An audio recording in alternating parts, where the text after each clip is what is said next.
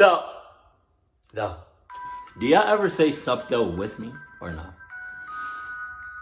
Look at the nose flare. Right, part one. All right. Cool. Right.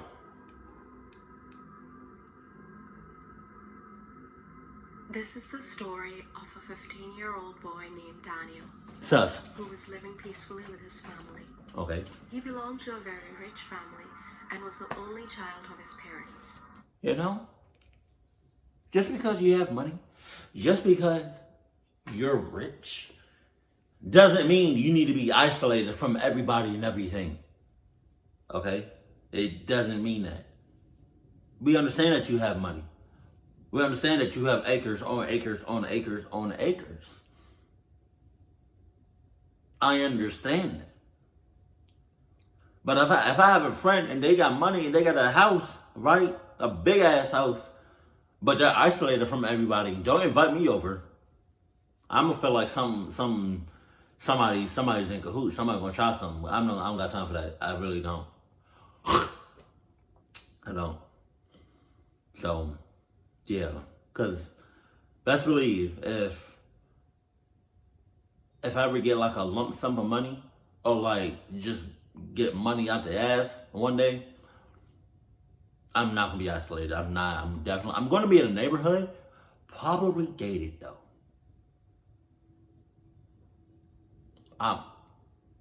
Yeah.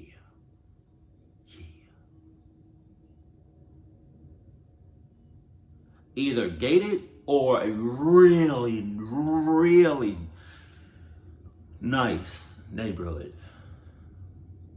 Cop, one of them neighborhoods that just cops just drive past, every so often. Yeah. His parents had provided him with all the facilities and comforts of life, Right. and he was very close to both of them. But one night changed his life completely. That night, his parents were coming to collect him from his friend's birthday party. They were driving through the woods when suddenly a strange woman came in front of their car out of nowhere. Funka, I'm running you over. You saw me. I didn't see you at all until it was too late. You saw my bright ass headlights. You saw me haul ass down the road. You heard me coming. I have to fart. Excuse me. You saw me coming. You heard me coming. So pluck it. I'm running you over. And then you stop dead in the middle of the street. Come on. I'm running you over. Oh God, I can see where this is going.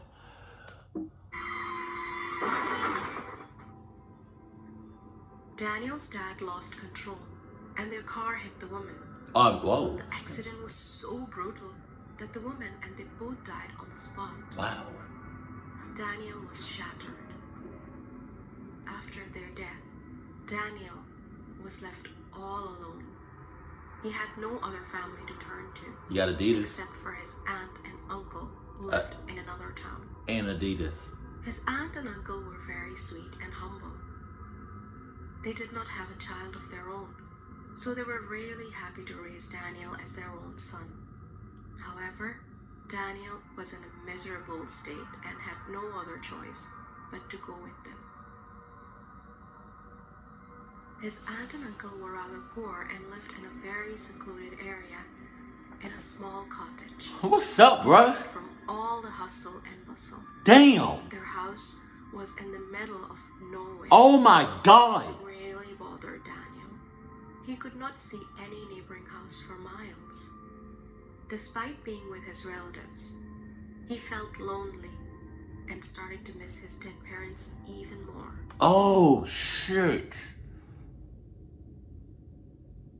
Oh my, That's a house.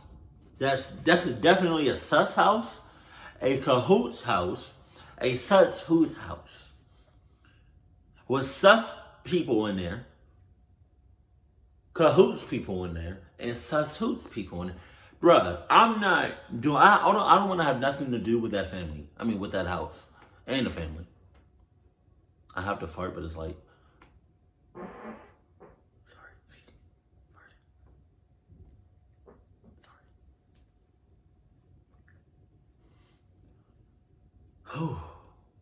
It was kind of nice, but yeah, because it went. All right, so when I say I don't want to have nothing to do with that house or that family, like if I have to deliver something, I'm not going there. If I have to work on the Wi-Fi, I'm not going there. If I have to work on the house, I'm not going there. I don't want to have nothing to do with that family or that house. Literally look where it's at. But his aunt and uncle were extremely loving and caring towards him. They were doing their best to comfort Daniel and didn't want to see him suffer. Slowly, Daniel was starting to feel much better and was settling down. He started smiling again and was getting very close to them. But he still missed his parents very much. One night, Daniel woke up to something that shook his soul.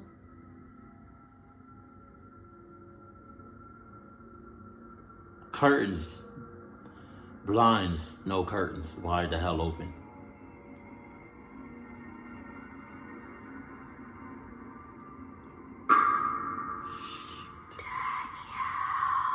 My ass. Stay asleep. Stay asleep. Don't open your eyes. Oh my God. You got all that. You got all that.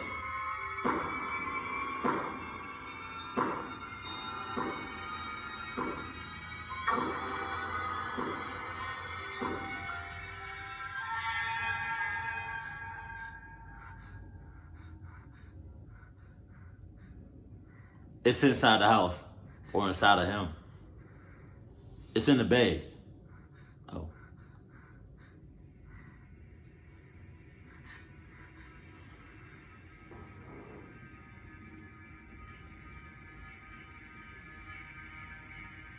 It's under the bed. It's in the closet. It's somewhere. It has to be. It's somewhere. Where is it?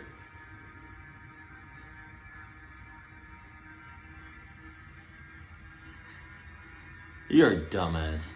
Why are you doing that? Cluck you.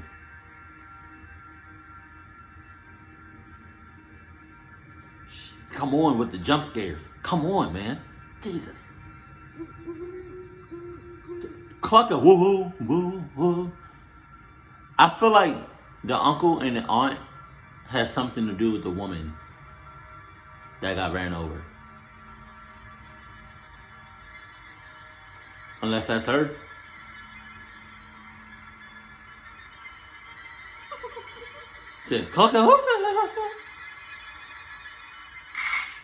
Bitches should have been closed.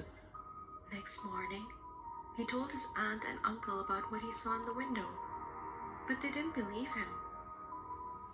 Obviously, of course. And told him that they had been living in this house for years and nothing strange ever happened with them. That's because they're in cahoots. This is a very safe area and it must be his nightmare. No, it's not. What? But Daniel was sure about what he saw.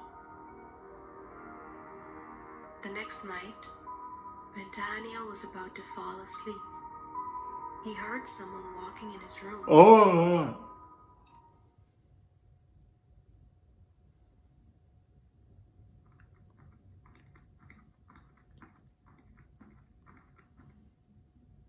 He could not see a thing because the room was dark. Auntie, is that you? Hell no.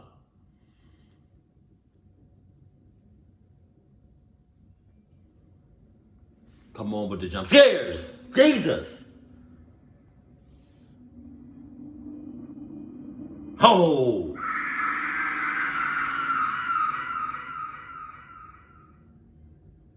Daniel, wake up. Get off me. Daniel told his aunt and uncle everything. Get your hands He was off me. terrified and looked miserable. They were really worried for him. They were so happy that Daniel was coming back to his normal self. But now he looked even more miserable than before. Next few nights, Daniel could not sleep at all. I wouldn't either. I wouldn't even be in the He was house. afraid to even close his eyes. Get out the house. This was really affecting his health. Oh, yeah. He wouldn't talk or behave like he used to. They could not bear to see his health deteriorate like that.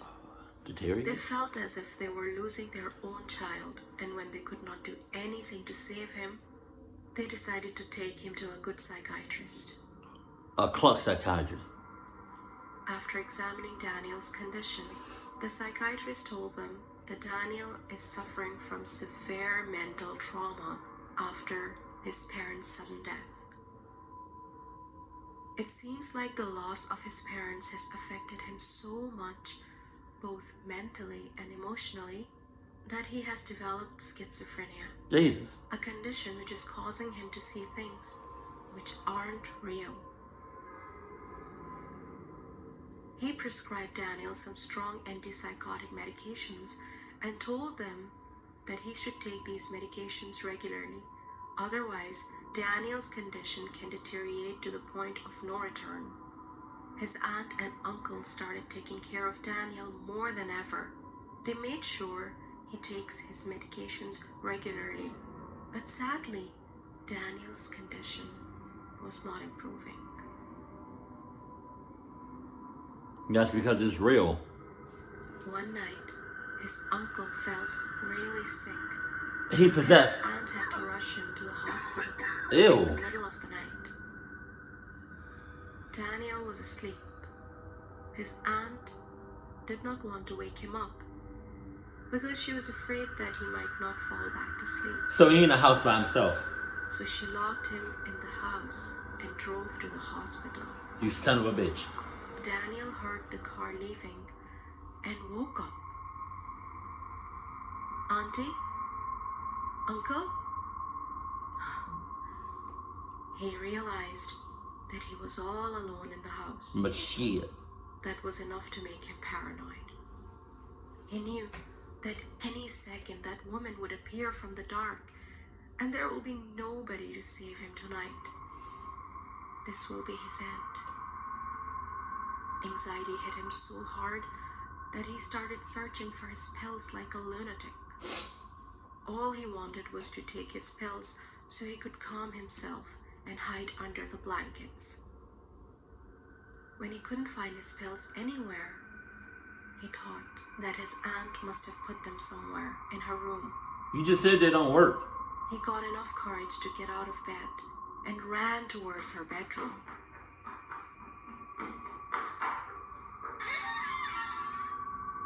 He started searching for his pills, but he could not see them anywhere. Are there windows open?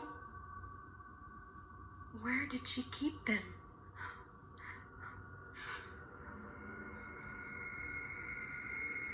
She's trying to hide it from you, sus.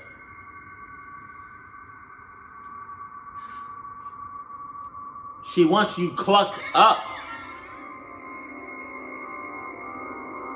She took the pills.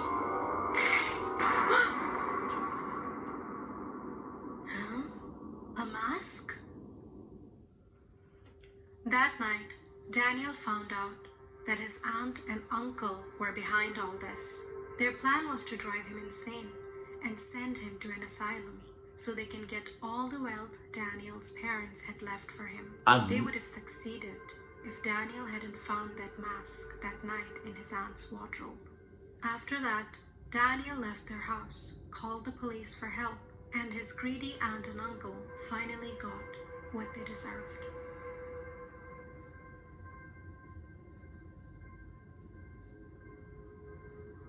Not really, because this part. Hi everyone, thanks for watching. I hope you enjoyed the story. Please don't forget to subscribe to my channel. Thanks very much to all my Patreons who are supporting me outside YouTube. Their support really means a lot. I'll see you soon with another creepy story. Until then, bye. But yeah, it's not over. Cause what's this part 1? It's not over. It's not. You know, the moment, if I was in his shoes, the moment my parents died, I don't know, because it seemed like he doesn't really have any family like that. I don't know, that's tough. Because what do you do? Where do you go when somebody close to you, like as close as your parents, just dies like that? Like, that's crazy. Just all of a sudden, that's a whole lot to take in.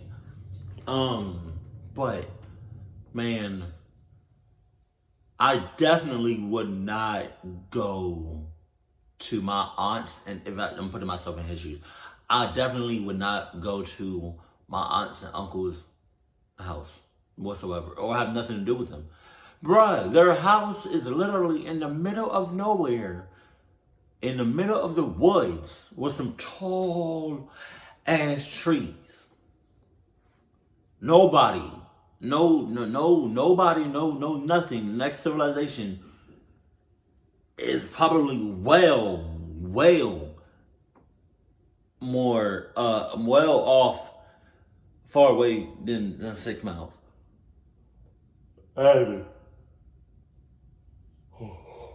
Sorry, that has to be. Like, that's ridiculous, bro. I wouldn't even think about living with them or even visiting my aunt and uncle. Not in that house. And then off bucks, I knew that they was sus. I knew it. I didn't know what was going on. I didn't know what their intentions was, but I knew for a fact that the aunt and uncle was sus and cahoots and sus hoots. I knew it. Because they were just acting real, yeah. You feel me? So, but I didn't see them having a mask, though. But a part of me, like a tiny part of me, feels like it's something really out there. You know what I mean? I felt like something is just, yeah. Like, who the cluck lives in the middle of the woods? Like, no neighbors, no nothing, just in the middle of the woods. Like, that's, wow, bruh. But yeah, this is not over. This is definitely a part 1. I want to see part 2. Please take your time with it. And yeah, I just want to say, anybody that lost anybody close to them, my condolences. It will get better. Time heals all wounds. It really does. But yeah, everybody has to die sometime. We can't live forever. But that's why you embrace and enjoy every moment you can with the people that you love. But I'm ready for part 2. Let's get it. Keep it cool, keep it classy, and I love you. Stay happy, my family.